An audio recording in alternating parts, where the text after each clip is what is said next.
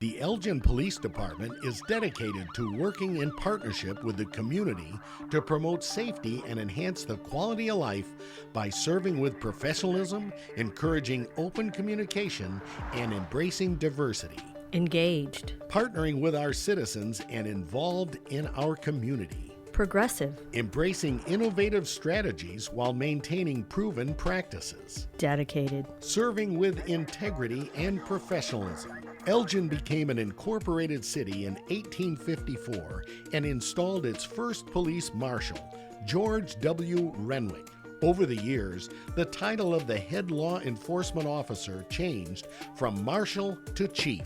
And although the role has expanded, one duty has remained consistent: to ensure law and order for the citizens of Elgin. It's time now for Fridays with the Finest, featuring Elgin's current police chief, Anna Lally, on Elgin's hometown radio station since 1949, WRMN AM 1410 and 96.7 FM.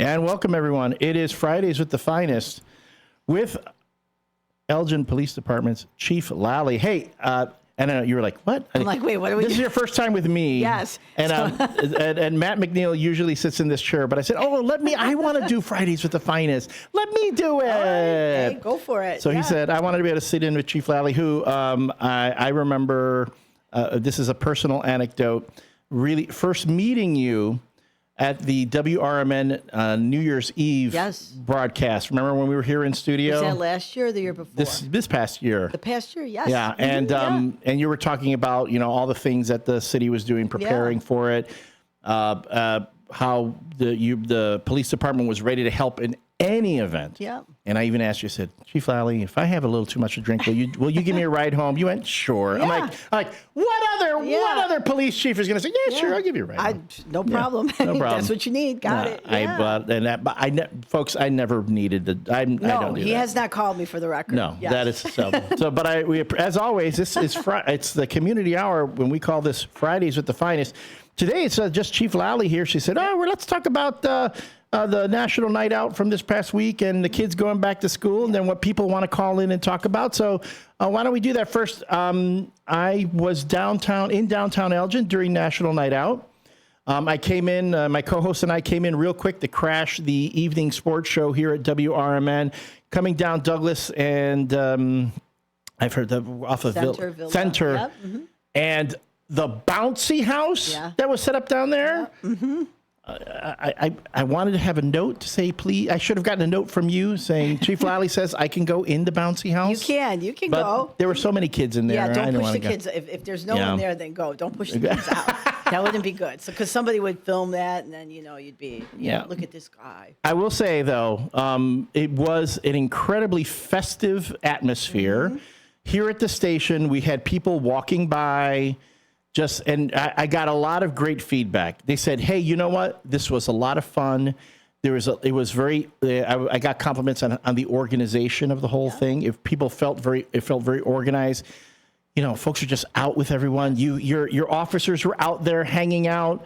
It just felt like a nice community event. Yes. And from your end, how do you guys felt it came out? So first and foremost, thank you for that feedback. I will say that night, those few hours takes months and months of planning. So I first and foremost, I have to say thank you to Christy Schmidt. She is in our crime-free, community relations division. Danny Flores, Natalie, everyone, all the crime-free officers, Lieutenant Miriam Duffy, Sergeant Bob Engelke, all the rope officers, SROs, everyone. That group. They work very, very hard to see what people, you just go to an event, it seems seamless, magic is happening. So thank you to everyone in the police department. Second, I want to say thank you to all the community partners, because you'll see at these events, everyone is out, all these organizations, all these businesses that we partner with throughout the entire year. So that's the other thing too, I think that's very different in Elgin, is that That's not the first time that you'll see community partners out at events. They're everywhere. You know, the next time you'll see them will be our next big event is going to be for the city is obviously Nightmare on Chicago Street. And then for us, our next big event at the police department is we do our Halloween bash. And this is going to be our 4th year of doing this. And I'm telling you, we get thousands of people and kids and stuff. So our community partners throughout the year, you know, they're always there at our autism event, at, you know, our open houses, at everything. So thank you to the Elgin community and our partners. You are absolutely amazing people. And I think, you know, for me, the police department is as successful as we are, and success is always a moving target, right? We're not just, every day it's a work in progress, but it doesn't happen without the community. It does not happen without the people. And I think a lot of times when you get stuck in this silo where you think, well, it's just the PD, it's just the PD, and we're doing, it's like, well, no, we're partnering. And if the community is not responsive, you'll feel that. And I will tell you, I've been going to National Night Out for many, many years. And mostly I've been in the command staff as either a commander or police chief for 14, 15 years. And I will tell you during, you know, when we had some protests, civil unrest, police reform, all that stuff, we still had National Night Out. But the conversations and the timing, you know, people were very still supportive in Elgin, but there was still, you know, some, you know, you could feel it. And then over the past couple of years, you absolutely feel the shift. And I think it's 2 things. It's one, we listened when people were not happy, and we did things that we needed to do. And it is simple as that. And so you can never, in my opinion, develop a relationship with a person if they're telling you that they don't like something, and your response is to say, well, that's great, thank you. And then you don't do anything. I don't operate like that. And I think the things that during that time that the police department was listening to was very challenging for officers, challenging for the department. But then when you see here we are 4 or 5 years, and now you feel it in the community, and the reason why they're being responsive, in my opinion, is because they see that we actually listen, that we actually care, that it's a two-way, this is a two-way relationship. It's not just the police telling the people what to do, right? You know, Sir Robert Peel, you know, and people, if you go to take criminal justice classes, this is like intro 101, right? That the people are the public and the police are basically the same, right? And the police are the public are the police.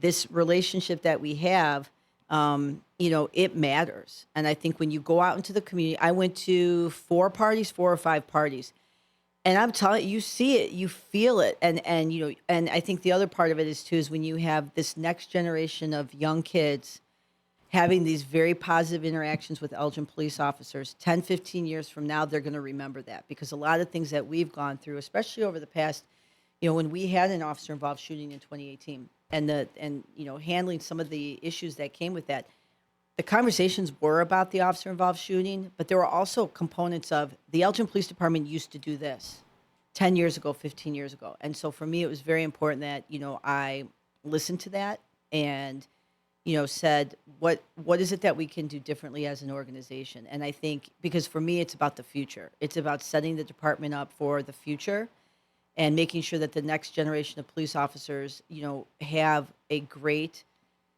career. And part of that, and a big part of that, is how your community engages and feels towards you. And it's as simple as that. And I think the young officers, you know, that's the message that I always tell them.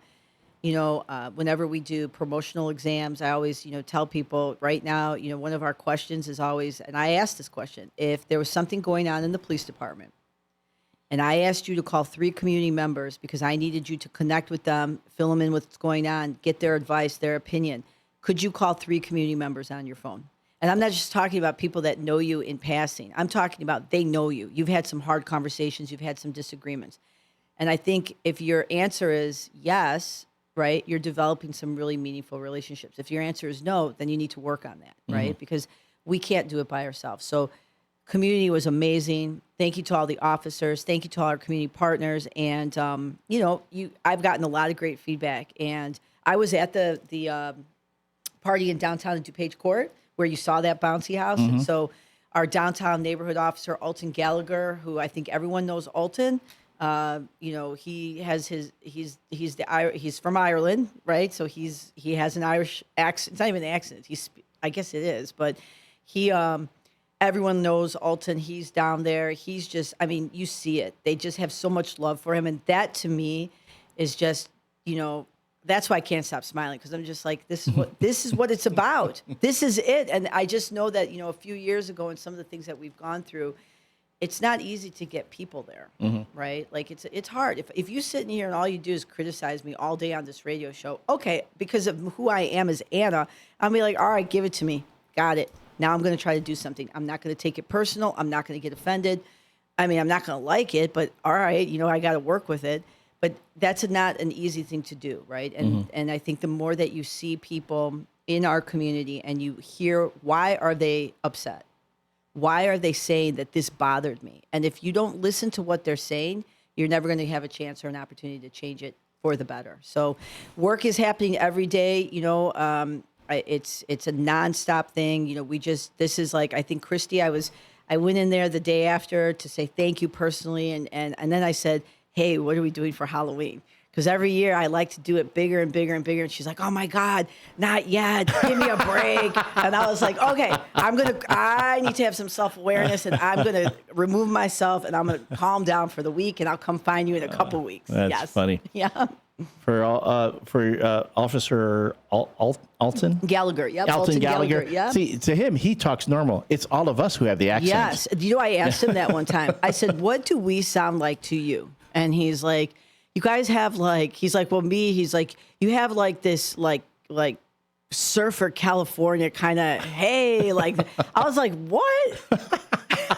And he's like, yeah, you guys sound like surfers. I'm Surfers. Like, okay. All right. I mean, I guess that's better than, but I went to Ireland 2 years ago. So my husband is, his family's 100% Irish, plays the bagpipes, went to Ireland. What a beautiful country, beautiful people.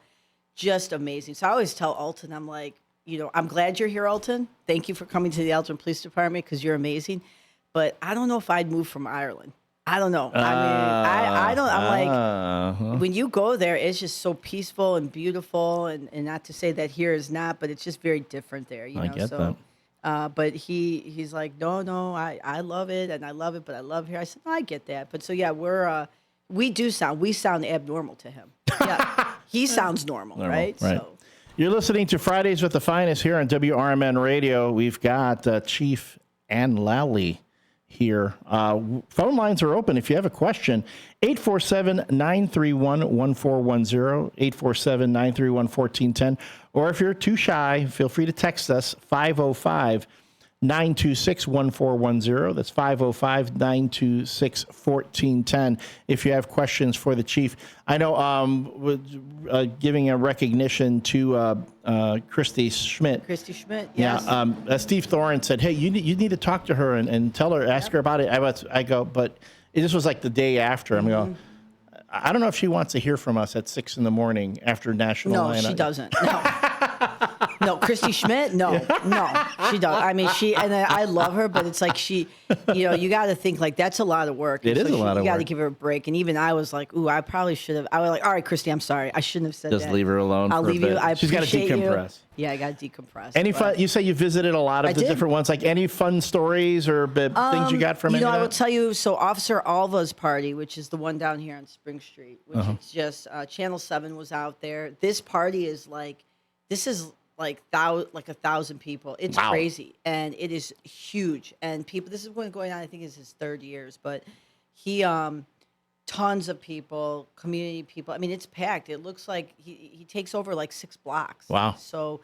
Do they have a bouncy house? I think he had a bouncy house. A ball pit? Was there a ball pit? I don't know about the ball. Because when I came in from the north side. But Christy, next year, can there be a ball pit? I have yet to go into a ball pit. I would love to be able to go to a ball pit. As long as it's like been cleaned.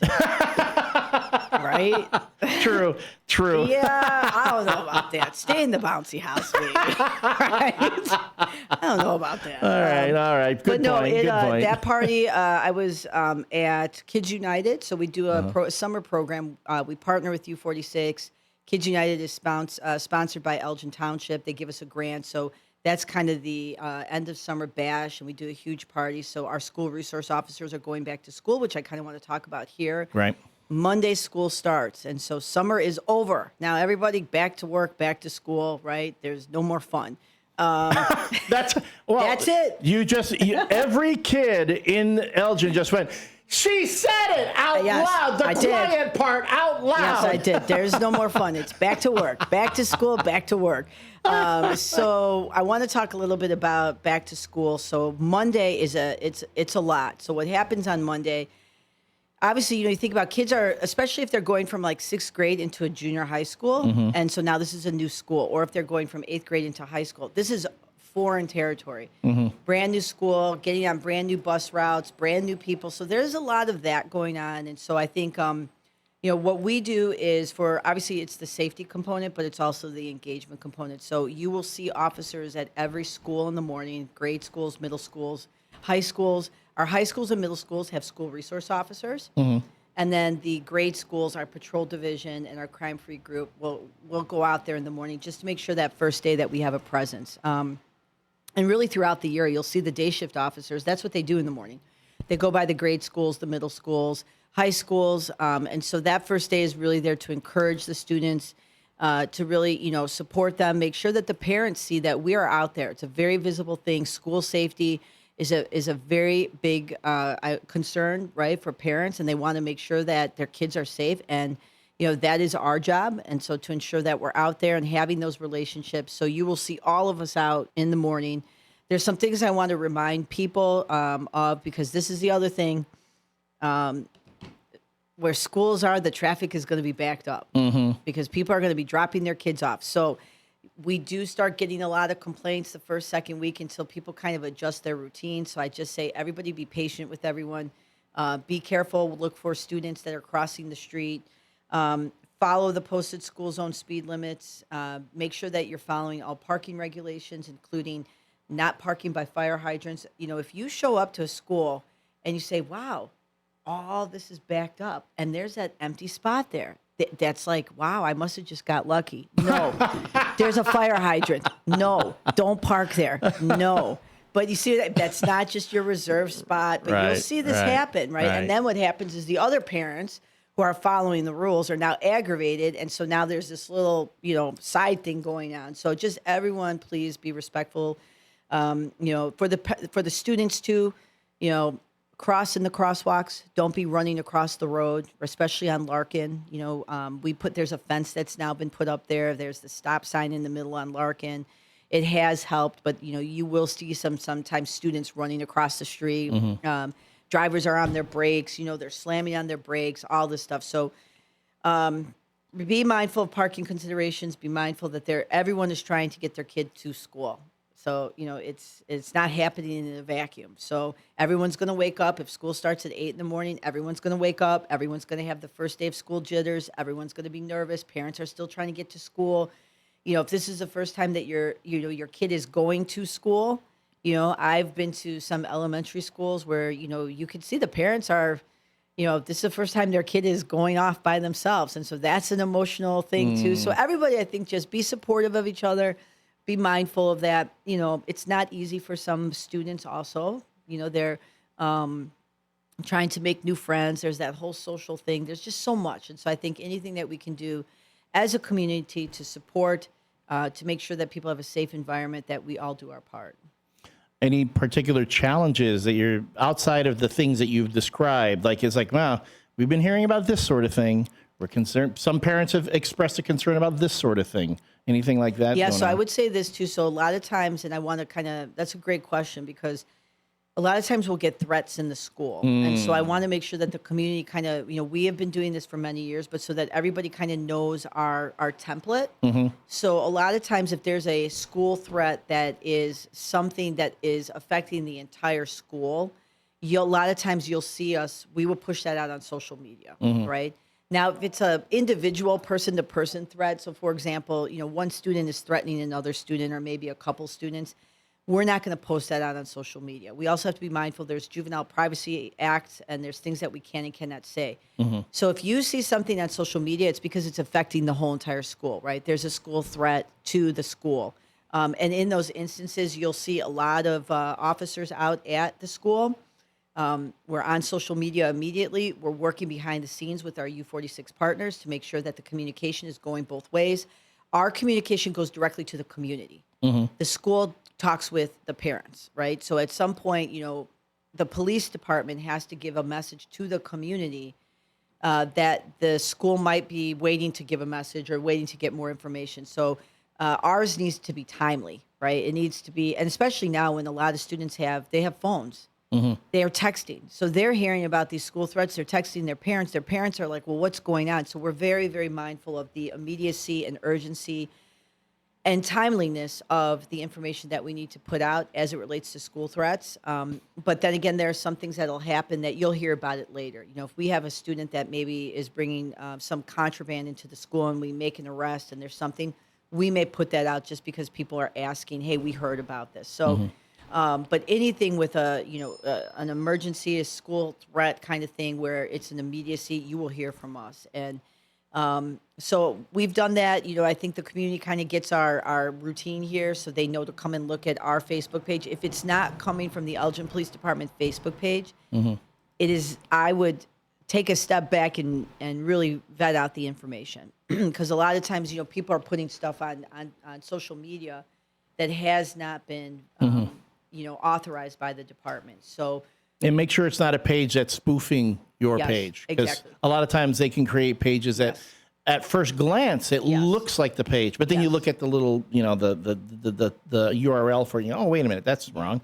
Elgin with a U? What? yeah, people don't look at it. That's a great point. Yeah, I think that it's just important that, because especially with school, there's the level of stress that people might feel, especially as a parent. If your kid is in school and texting you saying there's a school threat and you're at work and you're trying to focus at work, you want to know what's going on. And so we understand that. So, going on our social media site, yes, the Elgin Police are out here. This is what it is. We're handling it.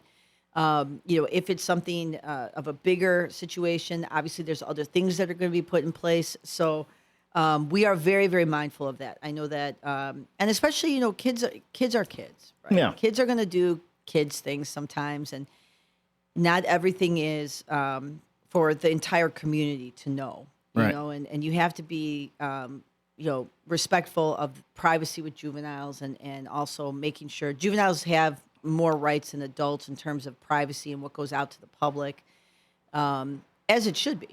They're kids, and sometimes kids do make mistakes that should not follow them the rest of their life. Right. So, but yeah, so we will be out Monday. So everybody, I hope, enjoys the weekend. This is the last weekend where you don't have schoolwork. Well, you're depressing all these Hey, kids. I'm just keeping it real. Listen, it's time to go to school, right? It's time to go to school, and you're going to have fun at school. But this is the reality. So of you it, see your right? friends. You're going to get to see your friends again. Get in the mindset of this is what I do, right? This is what whatever it is that they aspire to do in their lives. It starts with school. All right, a couple of quick questions before we get to the end of the show, because, again, if you wanted to ask Chief Lally a question, you can text us at 505-926-1410. That's 505-926-1410. We have a minute if you want to call in, 847-931-1410. A couple things from the Daily Herald. I just wanted to ask, do you have any updates on that guy who landed his plane in the golf course? No, only what we put out on social media is what we put out. Yeah. There's nothing further from that. Again, no one was injured. This was, and let me double check here because I know you were going to ask about that. So obviously it was August 6th, 8:20 p.m. We were notified by the FAA of this emergency landing at the Highlands Golf Course. No one was injured. The plane was eventually taken out of there, and everything. The NTSB, which is the National Transportation Safety Board, they will look into the matter. So everyone was fine. I mean, I saw a picture of the actual Of the plane. plane, yeah. I'm like, was the little squirrel that's the engine? Was it just tired? It's like, okay, I need a break. We're just gonna stop here. Yeah, I saw somebody put on our social media that was a scene from Casino. Yeah.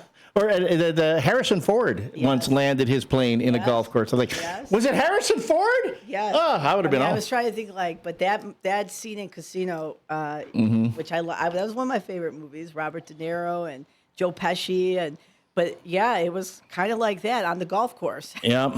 Well, I will say this, Chief Lally. I'm going to make sure you have my number, because if Harrison Ford ever does land wanna this meet him? plane, can you please call me? Okay. Let me know. Send me an All right. alert. You want to meet him? All right. I'll make sure everyone's got their person that they want to meet. So That's the one. If Harrison Ford ever comes to Elgin, Yes, please. I will make sure to call you. That's why. That's why you're my chief. I got it. Hey, Yes. another thing on social media, and it was reported on the Daily Herald. It's just one of those silly things that goes around on social media with the kids.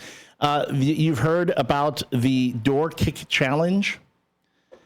Refresh me. It's the bit where kids are running. They say they're getting caught on Ring cameras, going to houses in the middle of the night and just kicking the Yes, doors yes, and then running off. running, yes. You haven't had reports of that around Elgin? No, and I will tell you, if we did and it became a thing, I would know, right? Like I usually don't get notified until it's something major. Right. So if we could have had a call of somebody kicking the door, I mean, that's just annoying. It is, yeah. Like it is. that's just But again, it's like you were saying, the kids are just Kids are kids, they're just right? doing silly stuff. They see that stuff on TikTok. They think it's funny. Well, they're going to be tired because of school. So they're going to be in bed, hence no more door kicking. Or maybe that's the challenge. You Well, do it yeah. while you're tired from having to There go you to go. school. But I think that if they stay occupied with their schoolwork, their sports activities, their jobs, their Wow. they're going to be fine. They're going to be tired. They're going to want to go to bed. Wow, you sound like I know. You sound like one of my parents. I don't even have kids. No. No. Oh. Like I mean, yeah, I don't have kids. But if I did have kids, yes, go to school. Go to school. Go to school. And of course, you're going to get this question every time. Okay. And of course, from us here, because hey, we help produce it. Somebody knows something. Yes. How's how is everything? How is that coming along with the podcast? So we will be releasing the first episode of season 2 on Monday. And so thank you, WRMN, for what you guys have done. We are Andrew and Matt from season 1. They're getting interviewed. They have a lot of things going on. Detective Chris Hall is now season 2, so it starts Monday. And I just appreciate so much WRMN, the community, outside of even the Elgin community. The reach is amazing. And so, I want everyone, it's just, anything that we can do. The purpose is very simple. We need leads, we need tips, we want to solve these cases, right? And this is how we do it. Have you guys been recording video during all this when we're doing the bits? Because I'll tell you, every time they come in to record, they look like again, it's like one of those television shows. They look like the detectives. Your guys look good. They look good. They I look know. really good. I know. And they're going, wow. Wow, if I was like doing a television show, They'd be the guys. They'd be the Oh, guys. my God, wait till they hear this. Now. Yeah, I'm telling you, you need to like have like a documentary crew following you guys and like as you're doing things, recording them. Yeah. Because I think that would look really cool also as a documentary. Yeah, I'll pitch that to them. They do fit that what people think detectives look. I always tell people, like, when you see these shows, I will tell you this though, when you see shows that like, whatever it is, CSI or whatever. Right. And people get called at 2-3 o'clock in the morning to come in because there's some kind of case, a homicide, this, that. Most of the detectives are not looking like what you see on television, right? Where they're in their 3-piece suits and their ties, and women are in like, these, tight business suits and all this stuff. Like most of them are coming in like jeans and a sweatshirt and let's go.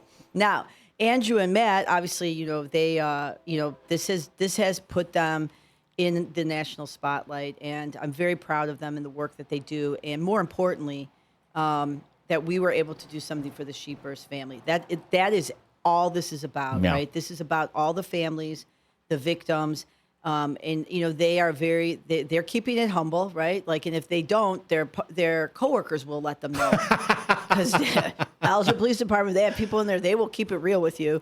But they are amazing detectives too, because I think it's two things. It's the ability and the want to do something different. Right. And then when you put your energy, your time into things that matter, and then you couple that with the right people, the people are what make it. And I think that they were just absolutely the right people. Chris, Detective Hall is brand new, and he recorded his first episode with me when we did a bonus episode. And that was the first time, and he's a natural. He's got it. Like, and he just, and you see his mannerisms, and you need people to be able to connect with people, right? You can be very, very good. I always say you can be very, very good at what you do, the technical component of your job. You can know every investigative thing, do this, all this. But if you don't know how to truly connect on a human level with people, that's not where the magic happens. It's the marriage of both of those things. So very excited for season 2. I'll be back next week on Friday talking about season 2, talking about everything, talking about the first day of school. So we'll see how this goes. We'll see how it goes. We'll see how it goes. So everyone have a safe weekend. Kids, enjoy your last weekend. School is starting, and I hope everyone has a safe weekend. That's been Fridays with the Finest with Chief Lally. Thank you so much for being with us, Chief. Thank you for listening. When we come back, Steve Thorne will be in the studio with Matt McNeil. And again, hey, Chief, thanks for letting me sit in with you this morning. Yeah, you were great. Thank you. If you want to, whoever sits there, I always love you guys. Whoever you guys, but you were great. Oh, thank you. You're welcome. All right, I'm going to carry that with me all weekend. I appreciate it. All right, folks, we'll be back after this break with Steve Thorne.